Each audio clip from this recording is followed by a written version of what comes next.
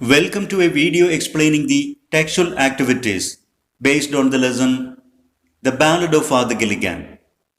10ാം class English പാഠപുസ്തകത്തിലെ The Ballad of Father Gilligan എന്ന അധ്യായവുമായി ബന്ധപ്പെട്ട ടെക്സ്ച്വൽ ആക്ടിവിറ്റീസ് വിശദീകരിക്കുന്ന ഒരു വീഡിയോയിലേക്ക് എല്ലാ വിദ്യാർത്ഥികൾക്കും ഹൃദ്യമായ സ്വാഗതം. Activity 1 under the title Let's Revisit. Answer the questions by choosing the most appropriate answer from the options given. ഇവിടെ ഏതാനും ക്വസ്റ്റ്യൻസ് തന്നിട്ടുണ്ട്. അവയോടൊപ്പം 4 വീതം ആൻസേഴ്സും തന്നിട്ടുണ്ട്. ഓരോ ചോദ്യത്തിൻ്റെയും ഏറ്റവും അനുയോജ്യമായ ആൻസർ ഈ ഓപ്ഷൻസിൽ നിന്ന് കണ്ടെത്തി എഴുതുക. ഇതാണ് activity. Question 1. The people of Father Gilligan's parish were. പുരോഹിതൻ ഫാദർ ഗില്ലിഗന്റെ ആളുകൾ, അദ്ദേഹത്തിൻ്റെ ഇടവക ജനങ്ങൾ ആയിരുന്നു. A. Toiling in the fields. അവരെല്ലാം പറമ്പിൽ അധ്വാനിക്കുകയായിരുന്നു. Suffering from an epidemic. ഒരു പകർച്ചവ്യാധിയിൽ പ്രയാസപ്പെടുകയായിരുന്നു. Celebrating Easter and nodding their chairs. ഇതൊക്കെയാണ് ഓപ്ഷൻസ്. ഇതിൽ നിന്ന് നമുക്കറിയാം the most suitable answer is the people were suffering from an epidemic. Question 2. The old priest was. ആ പുരോഹിതൻ, വൃദ്ധനായ ആ പുരോഹിതൻ ആയിരുന്നു എനർജറ്റിക്, വിയറി, ഫ്രഷ്, ആംഗ്രി. കവിതയിൽ പുരോഹിതനെ കുറിച്ച് പറഞ്ഞിരിക്കുന്നത് ദ പ്രീസ്റ്റ് വാസ് വിയറി എന്നാണ്. അദ്ദേഹം വളരെയധികം ടയേർഡായിരുന്നു. Question 3. മാവ്രോൺ മീൻസ്. പുരോഹിതൻ വിലപിച്ചുകൊണ്ട്, അദ്ദേഹത്തിൻ്റെ വിഷമം പ്രകടിപ്പിച്ചുകൊണ്ട് മാവ്രോൺ എന്ന് ഉറക്കെ കരയുന്നുണ്ട്. ആ പദത്തിൻ്റെ അർത്ഥം അതുകൊണ്ട് ഉദ്ദേശിക്കുന്നത് my dear one, it's an expression of sorrow, God bless you, God be with you. നമുക്കറിയാം ആ പദം ഒരു ഐറിഷ് വേർഡാണ്. It means alas, an expression of sorrow, ദുഃഖത്തിൻ്റെ പ്രകടനം, അതിനുവേണ്ടി ഉപയോഗിക്കുന്ന ഒരു പദമാണത്. Question 4. Father Gilligan awoke with start. Father Gilligan അദ്ദേഹത്തിൻ്റെ ഉറക്കിൽ നിന്ന് ഒരു ഞെട്ടലോട് കൂടിയാണ് ഉണർന്നത്. Realising that he had not. അങ്ങനെ ഉണരാനുള്ള കാരണം അദ്ദേഹത്തിന് എന്തോ ഒരു കാര്യം ഓർമ്മ വന്നുകൊണ്ടാണ്. എന്തോർത്തുകൊണ്ടാണ് അദ്ദേഹം ഞെട്ടലോടുകൂടി ഉണർന്നത്? He had not done his duty, roused his horse, finished his homework, set his prayers. നമുക്കറിയാം അദ്ദേഹം ചെയ്യേണ്ടതായിരുന്ന ഒരു ഡ്യൂട്ടി ചെയ്തില്ല. അത് ഓർത്തുകൊണ്ടാണ് അദ്ദേഹം ഞെട്ടി ഉണർന്നത്. Answer: he had not done his duty. Question 5. The word flock in the context of the poem means. Flock എന്നുള്ള ഈ പദം ഈ കവിതയുടെ സാഹചര്യത്തിൽ അതുകൊണ്ട് അർത്ഥമാക്കുന്നത് A flock of sheep, sparrows, stars in the sky, people in the parish. Flock എന്നുള്ള പദം ഈ കവിതയിൽ ഉദ്ദേശിച്ചിരിക്കുന്നത് പീപ്പിൾ ഇൻ ദ പാരിഷ്, ഇടവകയിലെ ജനങ്ങൾ എന്നർത്ഥത്തിലാണ്. Question 6. Who is wrapped in purple robes? Purple കളറിലുള്ള വസ്ത്രം ധരിച്ചു നിൽക്കുന്നത് ആരാണ്? Answers: father Gilligan, the stars, God, sparrows. നമുക്കറിയാം ഗോഡിനെ പരാമർശിച്ചുകൊണ്ടാണ് പേർപ്പിൾ റോബ്സ് എന്നൊക്കെ കവിതയിൽ ഉപയോഗിച്ചിരിക്കുന്നത്. Answer: God. Question 7. The expression green swords refer to. കവിതയിൽ പരാമർശിച്ചിരിക്കുന്ന ഗ്രീൻ സോർഡ്സ് എന്നുള്ള ആ ഫ്രേസ് അതുകൊണ്ട് അർത്ഥമാക്കുന്നത്, അത് സൂചിപ്പിക്കുന്നത് graves covered over by green grass, the stars in the sky, the people in the parish, God's angels. നമുക്കറിയാം, പച്ച പിടിച്ച പുൽമേട് അല്ലെങ്കിൽ പുൽത്തകിടി എന്നതുകൊണ്ട് അർത്ഥമാക്കുന്നത് കുഴിമാടമാണ്. Graves covered over by green grass, പച്ചപ്പുല്ലുകളാൽ മൂടപ്പെട്ട കുഴിമാടം. Question 8. What is referred to as moth hour of eve? കവിതയിലെ മറ്റൊരു പരാമർശമാണ് മോത്ത് അവർ ഓഫ് ഈവ് എന്നുള്ളത്. ഇത് എന്തിലേക്കാണ് സൂചന നൽകുന്നത്? Answers: dawn, noon, evening, the night of stars. ആ പ്രയോഗത്തിൽ തന്നെയുണ്ട് moth hour of eve. Eve എന്നുള്ളത് ഈവനിങ് എന്നാണ് അതിൻ്റെ അർത്ഥം. അതുകൊണ്ട് answer evening. Activity 2. The poem is in the form of a ballad. ഈ കവിത ഒരു ബാലഡ് രൂപത്തിലാണ്. A ballad is a poem or song narrating a story in short stanzas. ഒരു ballad കവിത എന്ന് പറയുന്നത് ചെറിയ ചെറിയ സ്റ്റാൻസകളിൽ ഒരു കഥ പറയുന്ന കവിതയോ ഗാനമോ ഒക്കെയായിരിക്കും. Ballads are usually musical and dramatic. Ballad കവിതകൾ മിക്കപ്പോഴും സംഗീതാത്മകവും അതിലെ കഥകൾ കൊണ്ടൊക്കെ നാടകീയവുമായിരിക്കും. What are the features that make this poem a typical ballad? The ballad of Father Gilligan എന്ന ഈ കവിത ഒരു ടിപ്പിക്കൽ ബാലഡ്, ഒരു മാതൃകാ ബാലഡ് ആക്കി തീർക്കുന്ന ഫീച്ചേഴ്സ്, ഘടകങ്ങൾ എന്തൊക്കെയാണ്? Answer: A ballad is A type of poem or song that tells A tragic or heroic story in simple lines based on A central heroic incident. നാം നേരത്തെ മനസ്സിലാക്കിയതാണ്, ബാലഡ് കവിത എന്നുള്ളത് ഒരു പ്രത്യേക തരം കവിതകളാണ്. അതിൽ ദാരുണമായ എന്തെങ്കിലും സംഭവത്തെക്കുറിച്ചോ സാഹസികമായ ധീരമായ ഏതെങ്കിലും കാര്യങ്ങളെക്കുറിച്ചോ ഒരു ദുരന്ത കഥയോ ഒരു വീരഗാഥയോ ഒക്കെ വിശദീകരിക്കുന്ന തരത്തിലുള്ള കവിതകളാണ് ballad. In English tradition, ballads were often composed in quatrains, that is, 4-line stanzas with a rhyme scheme of ABCB. English സാഹിത്യ പാരമ്പര്യത്തിൽ ബാലഡ്സ് മിക്കപ്പോഴും ക്വാട്രെയിൻസ് അഥവാ 4 വരി സ്റ്റാൻസകളിലായിരിക്കും രചിക്കപ്പെടുന്നത്. അത്തരം കവിതകളിൽ മിക്കപ്പോഴും ABCB എന്നുള്ള റൈം സ്കീമുമായിരിക്കും ഉണ്ടായിരിക്കുക. The poem The Ballad of Father Gilligan is a typical ballad with all its features. ഒരു മാതൃകാ ബാലഡിന്റെ എല്ലാ ഘടകങ്ങളും അടങ്ങുന്ന ഒരു കവിതയാണ് the ballad of Father Gilligan എന്നുള്ള ഈ ബാലഡ് കവിത. കാരണം it tells the tragic story of an old priest and his parishioners. ആ കവിതയിൽ ഒരു വൃദ്ധ പുരോഹിതന്റെ ദുരന്ത കഥ പറയുന്നു. ആ പുരോഹിതന്റെയും അദ്ദേഹത്തിന്റെ ഇടവക ജനങ്ങളുടെയും ദുരന്തമായ കഷ്ടപ്പാടിന്റെ കഥ. The poem is comprised of 12 quatrains. ഈ കവിതയിൽ 12 quatrains അഥവാ 4-line stanzas അടങ്ങിയിട്ടുണ്ട്. Composed in simple lines, വളരെ ലളിതമായ വരികളിലാണ് കവിത രചിക്കപ്പെട്ടിരിക്കുന്നത്. Maintaining the rhyme scheme of ABCB. കവിതയുടെ റൈം സ്കീമാണെങ്കിൽ ABCB എന്നുമാണ്. അപ്പോൾ ഈ ഘടകങ്ങളെല്ലാം ഉൾപ്പെടുന്നത് കൊണ്ട് the ballad of Father Gilligan എന്നുള്ള കവിത നമുക്ക് തീർച്ചയായിട്ടും ഒരു ടിപ്പിക്കൽ ബാലഡ്, ഒരു മാതൃകാ ബാലഡാണ് എന്ന് പറയാം. Next, activity 3 given on page 93. How does Yeats describe the character of Father Gilligan in the poem?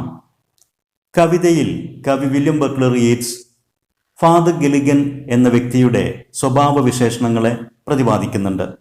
എങ്ങനെയൊക്കെയാണ് ഫാദർ ഗില്ലിഗൻ എന്നുള്ള കഥാപാത്രത്തിന്റെ വിശേഷണങ്ങൾ കവിതയിൽ വിവരിച്ചിരിക്കുന്നത്? Complete the following word web. ഇവിടെ തന്നിരിക്കുന്ന ഈ വേർഡ് വെബ് ആ സ്വഭാവ വിശേഷണങ്ങളുടെ പദങ്ങൾ ഉപയോഗിച്ചുകൊണ്ട് പൂർത്തീകരിക്കുക. ഫാദർ ഗില്ലിഗൻ എന്നുള്ള ആ കഥാപാത്രത്തെ നമുക്ക് അദ്ദേഹം ഒരു ഓൾഡ് പ്രീസ്റ്റ് ആണെന്ന് പറയുന്നുണ്ട്. അദ്ദേഹം വളരെ വിയറി, ടയേർഡ് ആണെന്ന് പറഞ്ഞിട്ടുണ്ടായിരുന്നു. അതോടൊപ്പം തന്നെ നമുക്ക് മനസ്സിലാക്കാം ഡേ ആൻഡ് നൈറ്റ് അദ്ദേഹം അധ്വാനിക്കുന്ന ഒരു ഹാർഡ് വർക്കിംഗ് പ്രീസ്റ്റ് ആയിരുന്നു. പയേഴ്സ്, വളരെയധികം ദൈവഭക്തിയുള്ള, ഗോഡ് ഫിയറിംഗ് ആയിരുന്നു ആ പുരോഹിതൻ. അദ്ദേഹം ഗ്രേറ്റ്ഫുൾ ടു ഗോഡ്, ദൈവത്തോട് വളരെയധികം നന്ദിയുള്ള ഒരു പുരോഹിതനായിരുന്നു. സാഡ്, അദ്ദേഹത്തിൻ്റെ ജനങ്ങളുടെ ദുരിതത്തിൽ അദ്ദേഹം വളരെ ദുഃഖിതനായിരുന്നു. കമ്പാഷനേറ്റ്, മറ്റുള്ള ആളുകളോട് വളരെയധികം കാരുണ്യം കാണിക്കുന്ന, അവരുടെ വിഷമങ്ങളിലൊക്കെ സഹായിക്കണമെന്ന് എപ്പോഴും മനസ്സുണ്ടായിരുന്ന ഒരു വ്യക്തിത്വമായിരുന്നു. ആൻഡ് ഡ്യൂട്ടിഫുൾ, അതോടൊപ്പം തന്നെ ഒരു പ്രീസ്റ്റ് എന്നുള്ള നിലക്ക് അദ്ദേഹത്തിൻ്റെ കടമകൾ ചെയ്യണമെന്ന് ആഗ്രഹമുള്ള, കർത്തവ്യബോധമുള്ള ഒരു പുരോഹിതനായിരുന്നു. Next, activity 4. Read the poem again and pick out an instance of simile used in the poem. കവിത വീണ്ടും വായിച്ച് ഈ കവിതയിൽ സിമിലി എന്ന പോയറ്റിക് ഡിവൈസിന്റെ ഒരു ഉദാഹരണമുണ്ട്, അത് കണ്ടെത്തുക. Simile is a figure of speech by which a comparison is made using like or as. നമുക്കറിയാം സിമിലി എന്നുള്ളത് ഒരു പോയറ്റിക് ഡിവൈസ് ആണ്, അല്ലെങ്കിൽ ഒരു ഫിഗർ ഓഫ് സ്പീച്ച് ആണ്. അത് വെച്ച് ലൈക്ക് എന്നോ ആസ് എന്നോ ഉള്ള പദങ്ങൾ കൊണ്ട് കമ്പാരിസൺ തീർക്കുന്ന ഒരു ഫിഗർ ഓഫ് സ്പീച്ച് ആണ്. In the lines, when you were gone, he turned and died, as merry as a bird. The poet says that the man was as merry as a bird when he died. കവിതയിൽ ഉപയോഗിച്ചിരിക്കുന്ന 2 വരികളാണിത്. ഈ വരിയിൽ ആ മനുഷ്യന്റെ മരണത്തെക്കുറിച്ചാണ് പറയുന്നത്. അദ്ദേഹം മരിക്കുമ്പോൾ he was as merry as a bird. അദ്ദേഹം വളരെ സന്തോഷമുള്ള ഒരു പക്ഷിയെപ്പോലെയായിരുന്നു മരിക്കുമ്പോൾ. അപ്പോൾ ആ മരിക്കുന്ന വ്യക്തിയെയും ഒരു മെറി ബേർഡ്, സന്തോഷമുള്ള പക്ഷിയെയും പരസ്പരം താരതമ്യം ചെയ്തിരിക്കുന്നു ആസ് എന്നുള്ള പദം ഉപയോഗിച്ചുകൊണ്ട്. ഇത് സിമിലി എന്നുള്ള പോയറ്റിക് ഡിവൈസിന് ഒരു ഉദാഹരണമാണ്. Activity 5. Each uses a number of images in the poem to provide a sensory experience to the readers. വായനക്കാർക്ക് കവിത വായിക്കുമ്പോൾ നേരിട്ട് അനുഭവിക്കുന്ന തരത്തിലുള്ള ഇമേജുകൾ ധാരാളം കവിതയിൽ കവി ഉപയോഗിച്ചിട്ടുണ്ട്. Pick out instances of visual and auditory images from the poem. കവിത വായിക്കുമ്പോൾ വായനക്കാർക്ക് അവർ നേരിട്ട് കാണുന്ന അനുഭവം, അതുപോലെ തന്നെ അവർ നേരിട്ട് കേൾക്കുന്ന അനുഭവം സൃഷ്ടിക്കുന്ന വിഷ്വൽ ആൻഡ് ഓഡിറ്ററി ഇമേജുകൾ കണ്ടെത്തുക. ഇവിടെ നാം 2 കോളംസ് തീർത്തിട്ടുണ്ട്, വിഷ്വൽ ഇമേജസ്, ഓഡിറ്ററി ഇമേജസ്. ഇവയിൽ നമുക്ക് കവിതയിൽ നിന്ന് ലഭിക്കുന്ന, നാം കാണുന്ന തരത്തിലുള്ള ഇമേജുകളും കേൾക്കുന്ന തരത്തിലുള്ള ഇമേജുകളും ചേർത്തെഴുതുക. Visual images.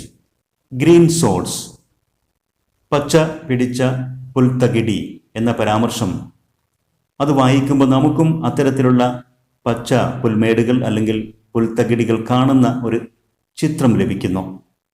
Priest nodding in the chair, കസേരയിലിരുന്ന് ഉറക്കം തൂങ്ങുന്ന പുരോഹിതന്റെ ആ പരാമർശം, ഒരു വൃദ്ധ പുരോഹിതൻ കസേരയിൽ ഇരുന്ന് ഉറക്കം തൂങ്ങുന്ന ചിത്രം നമുക്ക് കാണാൻ സാധ്യമാക്കുന്നു.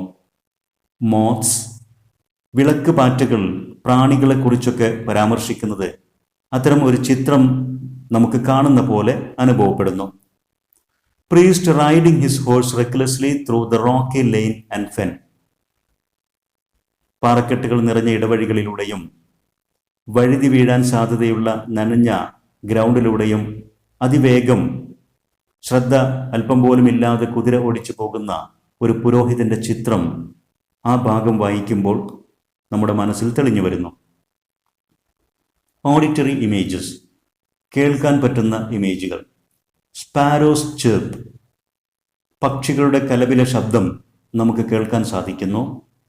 വിസ്പറിംഗ് ഓഫ് ദ വിൻഡ്, കാറ്റിൻ്റെ നേർത്ത ശബ്ദം നമുക്ക് കേൾക്കാൻ സാധിക്കുന്നു.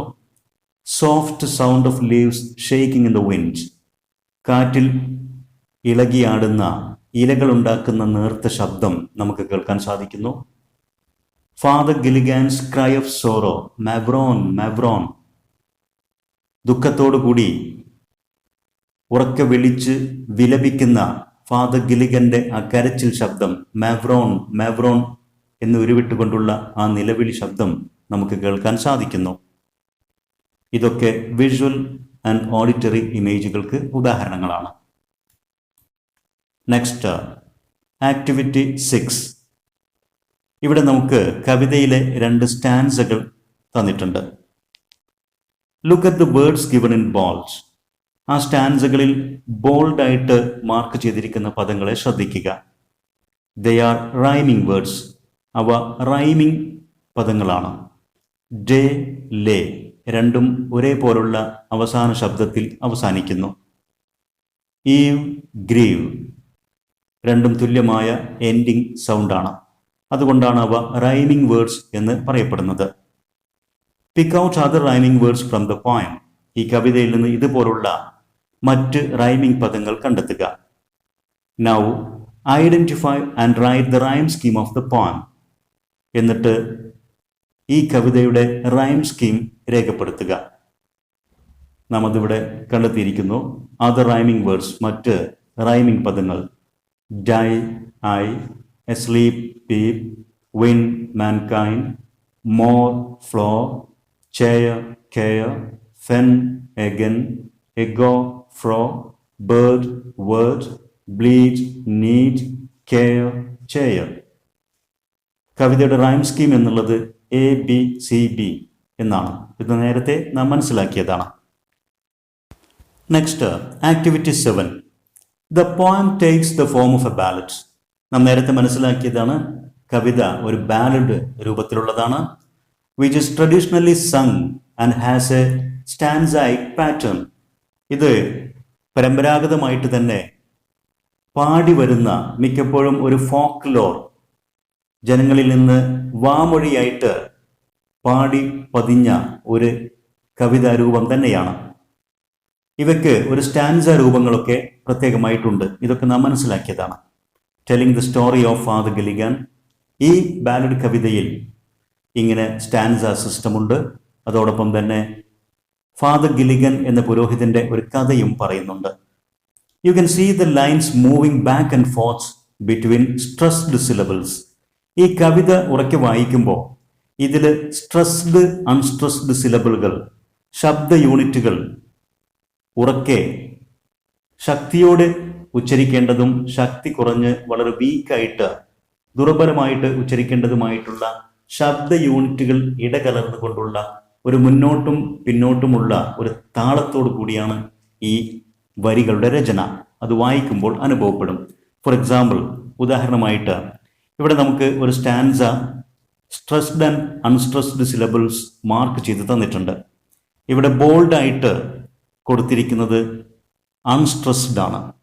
I have no rest, no joy, no peace എന്നുള്ള ആ വരിയിൽ ഐ എന്നുള്ളത് അൺസ്ട്രെസ്ഡ് സിലബിളാണ്. ശക്തി കുറച്ച് ഉച്ചാരണം ചെയ്യുക.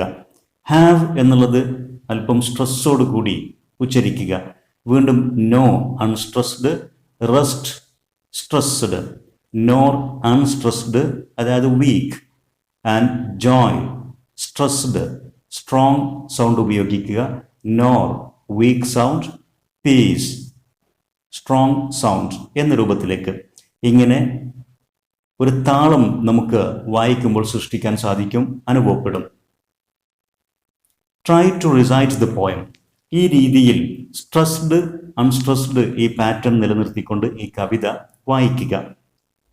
While reciting give stress or emphasis to the syllables highlighted. നേരത്തെ സൂചിപ്പിച്ച പോലെ ഇവിടെ ഹൈലൈറ്റ് ചെയ്തിരിക്കുന്ന ആ സിലബിൾസ്, ആ യൂണിറ്റ് ഓഫ് സൗണ്ട് സ്ട്രെസ് ചെയ്തുകൊണ്ടും ഹൈലൈറ്റ് ചെയ്യാത്തത് അൺസ്ട്രെസ്ഡ് വീക്ക് ശബ്ദത്തിലും ഉച്ചരിക്കുക. The stress pattern gives the poem a rocking motion.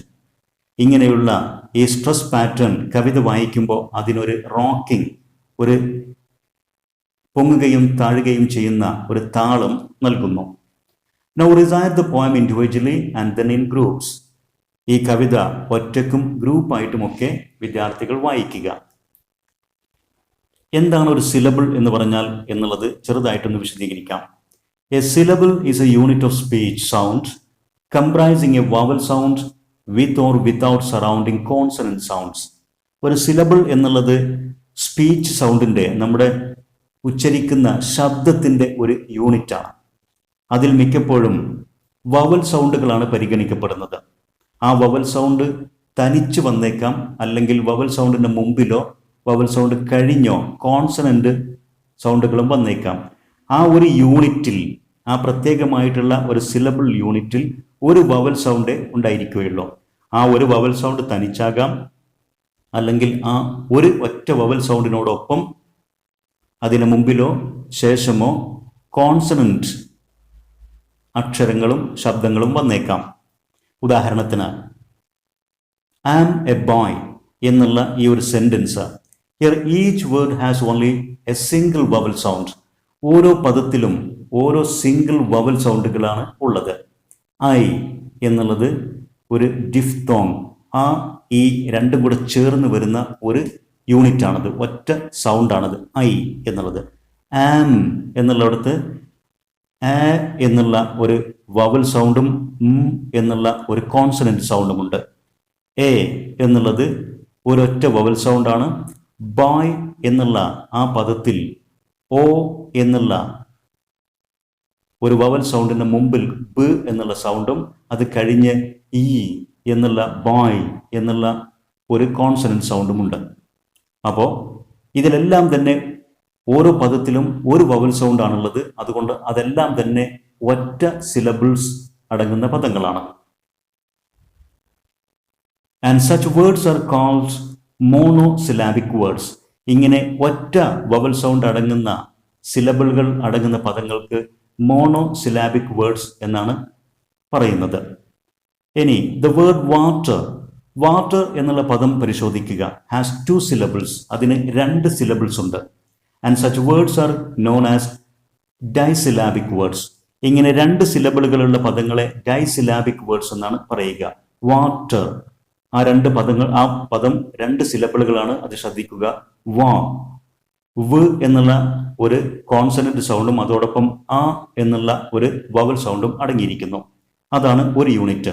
Then ട് എന്ന് പറയുന്നിടത്ത് ട് എന്നുള്ള കോൺസണന്റ് സൗണ്ടും എ എന്നുള്ള ഒരു വവൽ സൗണ്ടും പിന്നെ വ്യക്തമായിട്ട് ഉച്ചരിക്കപ്പെടാത്ത എൻഡിങ് ആർ സൗണ്ടും അതിലുണ്ട്. വാട്ടർ, അതിലെ അവസാനത്തെ റ് സൗണ്ട് നാം ഓഡിബിൾ ആയിട്ട് കേൾക്കുന്ന രൂപത്തിൽ ഉച്ചരിക്കില്ല. അപ്പോൾ വാട്ടർ എന്ന 2 ശബ്ദ യൂണിറ്റുകൾ അതിലുണ്ട്. അതൊരു ഡൈസിലാബിക് വേർഡാണ്. ഇനി ദ വേർഡ് സിലാബിക് എന്നുള്ള ആ പദം ശ്രദ്ധിക്കൂ. സി ല ബിഗ് എന്നിങ്ങനെ 3 സിലബിൾസ് അതിലടങ്ങിയിട്ടുണ്ട്. The word contains 3 syllables and such words are called trisyllabic words. ഇങ്ങനെ 3 സിലബിളുകളുള്ള പദങ്ങളെ ട്രൈസിലാബിക് വേർഡ്സ് എന്ന് പറയും. ഇനി words having more than 3 syllables are generally called polysyllabic words. 3-ലധികമുള്ള സിലബിളുകൾ അടങ്ങുന്ന പദങ്ങളെ പൊതുവായിട്ട് പോളിസിലാബിക് വേർഡ്സ് എന്നാണ് വിളിക്കാറുള്ളത്. അപ്പോൾ സിലബിളുകളെ കുറിച്ചും മോണോസിലാബിക്, ഡൈസിലാബിക്, ട്രൈസിലാബിക്, പോളിസിലാബിക് വേർഡ്സ് ഇവയെക്കുറിച്ചും ഒന്ന് മനസ്സിലാക്കി കഴിഞ്ഞു. ഇനി think of reciting another stanza from the poem with the same rhythm. നാം നേരത്തെ കണ്ട പോലുള്ള സ്ട്രെസ്ഡ് അൺസ്ട്രെസ്ഡ് പാറ്റേണിൽ അതേ റിതം താളത്തിൽ മറ്റ് സ്റ്റാൻസകളും വിദ്യാർത്ഥികൾ റിസൈറ്റ് ചെയ്യുക, ആലപിച്ച് പരിശീലിക്കുക. Mark the syllable which is to be stressed. അതോടൊപ്പം തന്നെ ഏതൊക്കെ സിലബിൾസ് ആണ് സ്ട്രെസ് ചെയ്തുകൊണ്ട് ഉച്ചരിക്കേണ്ടത് എന്നുള്ളത് മാർക്ക് ചെയ്യുക. ഇവിടെ വിദ്യാർത്ഥികൾക്ക് വേണ്ടി 2 സ്റ്റാൻസകൾ കൂടെ ഈ രീതിയിൽ മാർക്ക് ചെയ്തിരിക്കുന്നു. ഇത് വിദ്യാർത്ഥികൾ ശ്രദ്ധിക്കുക. ഹൈലൈറ്റ് ചെയ്ത സിലബിൾസ് സ്ട്രെസ് ചെയ്ത് ഒന്ന് എംഫസിസ് ചെയ്ത് ഉച്ചരിക്കുക. Next, activity 8. Sit in groups and choreograph the poem. വിദ്യാർത്ഥികൾ ഗ്രൂപ്പായിട്ടിരുന്ന് ഈ കവിത സ്റ്റേജിൽ അവതരിപ്പിക്കാൻ പാകത്തിന് ഇതിൻ്റെ ഒരു കോറിയോഗ്രാഫ് പദ്ധതി തയ്യാറാക്കുക. You may follow the steps given below.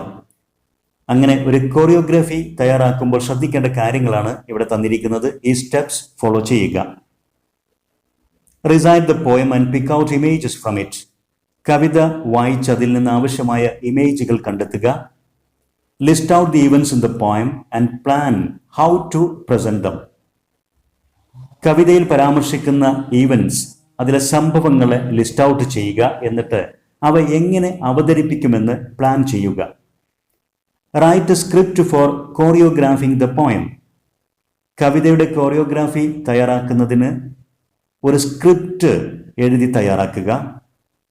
Present the choreography. എന്നിട്ട് ഈ കവിത സ്റ്റേജിൽ അവതരിപ്പിക്കുക. ഈ കാര്യങ്ങളാണ് ചെയ്യേണ്ടത്.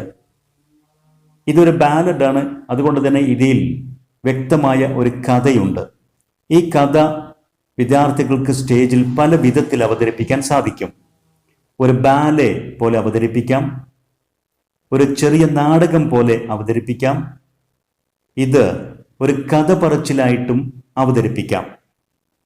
അതിനൊക്കെ ഇതിലെ പ്രധാന സംഭവങ്ങളെ അടിസ്ഥാനമാക്കിക്കൊണ്ട് ഒരു രചന, ഇതിൻ്റെ ഒരു സ്ക്രിപ്റ്റ് തയ്യാറാക്കണം. നാം അതിവിടെ തയ്യാറാക്കിയിട്ടുണ്ട്. പ്രധാനമായിട്ടും 2 ഇവൻറ്റ്സ് ആണ് ഇതിലുള്ളത്.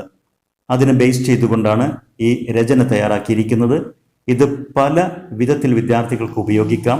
അവസാനം അവരുടെ എക്സാമുകളിൽ ഒരുപക്ഷെ നെറേറ്റീവായിട്ടോ അതല്ലെങ്കിൽ സമ്മറി ആയിട്ടോ ഒക്കെ ഇത് ഉപകാരപ്പെടും. A script for choreographing the poem for various kinds of stage performances. നേരത്തെ സൂചിപ്പിച്ച പോലെ വിവിധ തരത്തിലുള്ള സ്റ്റേജ് പെർഫോമൻസുകൾക്ക് അനുയോജ്യമായ ഒരു script. Event 1, the chamber of Father Gilligan.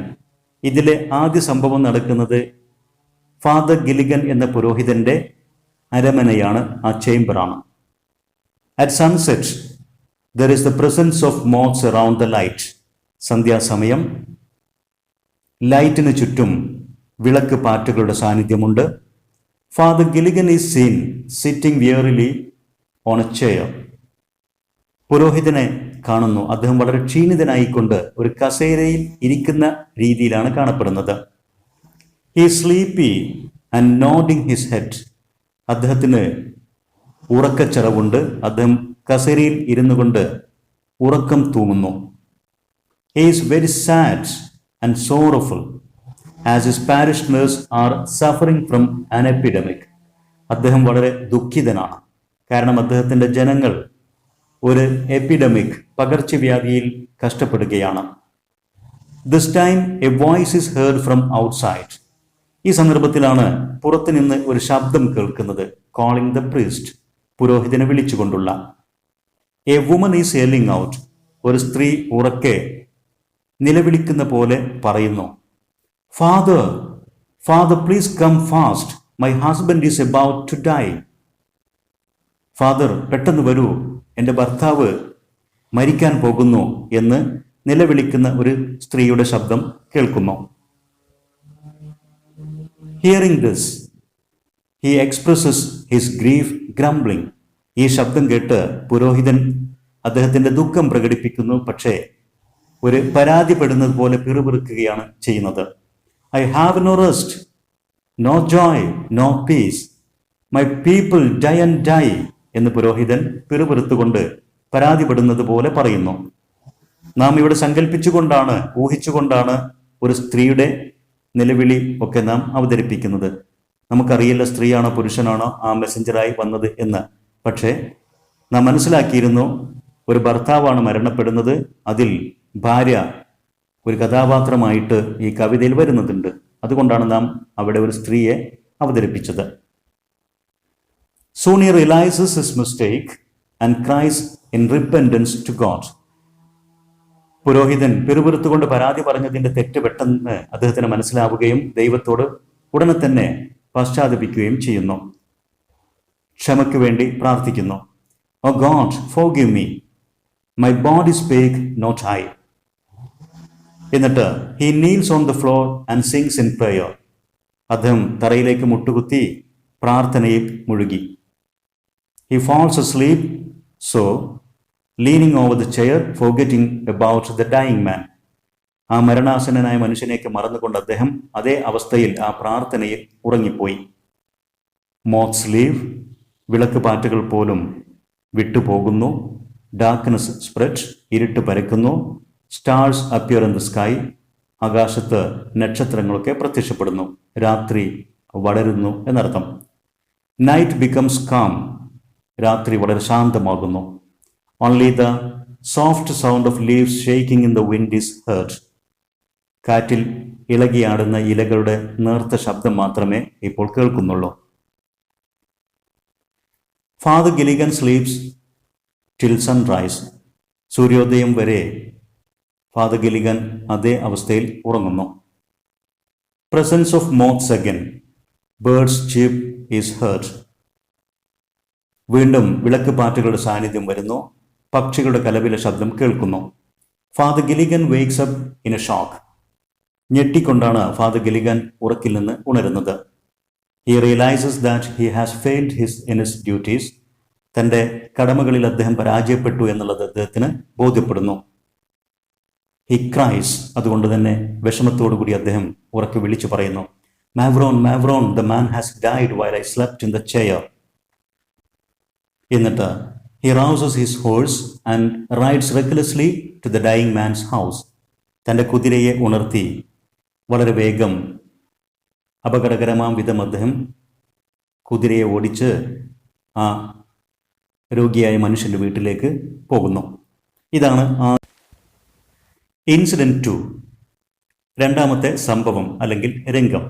The house of the dying man, രോഗിയായിരുന്ന ആ മനുഷ്യൻ്റെ വീട്. Father Gilligan knocks at the door anxiously, വളരെ ആകാംക്ഷയോടുകൂടി അല്പം ഭയപ്പാടോടുകൂടി അദ്ദേഹം വാതിലിൽ മുട്ടുന്നു. And the sick man's wife opens the door, രോഗിയായിരുന്ന ആ മനുഷ്യൻ്റെ ഭാര്യ വാതിൽ തുറക്കുന്നു. ഷീ ആസ്ക്സ് ഇൻ അസ്റ്റോണിഷ്മെന്റ്, വളരെ അത്ഭുതത്തിൽ ആ സ്ത്രീ ചോദിക്കുന്നു, Father you come again. He asks sorrowfully, പുരോഹിതൻ ദുഃഖത്തോടുകൂടി ആ സ്ത്രീയോട് ചോദിക്കുന്നു, is the poor man dead, ആ മനുഷ്യൻ മരിച്ചോ? ഷീ സെസ്, അതിന് അവർ മറുപടി പറയുന്നു, yes he died an hour ago. After you left, he turned and died as merry as a bird. ഇത് കേട്ട് Father realises that God had sent an angel instead of him to attend the dying man's last moments. തൻ്റെ അഭാവത്തിൽ ദൈവം ഒരു മാലാഖയെ അയച്ച് ആ മനുഷ്യൻ്റെ എല്ലാ അന്ത്യകർമ്മങ്ങളും തനിക്ക് വേണ്ടി മാലാഖയെ കൊണ്ട് ചെയ്യിപ്പിച്ചിട്ടുണ്ട് എന്നുള്ളത് അദ്ദേഹത്തിന് ബോധ്യപ്പെടുന്നു. He becomes more devoted. ഇത് മനസ്സിലാക്കി പുരോഹിതൻ കൂടുതൽ ഭക്തനായിത്തീരുന്നു. ആൻഡ് kneels in prayer, ദൈവത്തോട് പ്രാർത്ഥിച്ചുകൊണ്ട് അദ്ദേഹം മുട്ടുകുത്തുന്നു. He praises God saying, എന്നിട്ട് ദൈവത്തെ ഫാദർ ഗിലിഗൻ സ്തുതിക്കുന്നു. He who is wrapped in purple robes with planets in his care had pity on the list of things asleep upon a chair. ഇങ്ങനെ ഈ വരികളിലൂടെ ദൈവ സ്തുതിയും അർപ്പിച്ച് ഈ കഥ അവസാനിപ്പിക്കുന്നു. ഈ രീതിയിൽ ഈ കഥ വിദ്യാർത്ഥികൾക്ക് പല രീതിയിൽ സ്റ്റേജിൽ അവതരിപ്പിക്കാവുന്നതാണ്. ഇതോടുകൂടി the ballad of Father Gilligan എന്ന കവിതയുമായി ബന്ധപ്പെട്ട ടെക്സ്ച്വൽ ആക്ടിവിറ്റീസ് വിശദീകരിച്ചു കഴിഞ്ഞു. ഇനി ഈ കവിതയുടെ ഒരു അപ്രീസിയേഷൻ നോട്ട് മറ്റൊരു വീഡിയോയിൽ നാം വിശദീകരിക്കുന്നതാണ്. ഇവിടെ വിശദീകരിച്ച കാര്യങ്ങളെല്ലാം വിദ്യാർത്ഥികൾക്ക് ഉപകാരപ്പെടും, അവർക്ക് വ്യക്തമായി മനസ്സിലായിരിക്കും എന്ന് വിശ്വസിക്കുന്നു. നിങ്ങളുടെ അഭിപ്രായങ്ങളും നിർദ്ദേശങ്ങളും സംശയങ്ങളും കമൻറ്റ് ചെയ്യുക. English Edu Spot Edu video YouTube channel subscribe ചെയ്യുക, ഷെയർ ചെയ്യുക. Thanks for watching.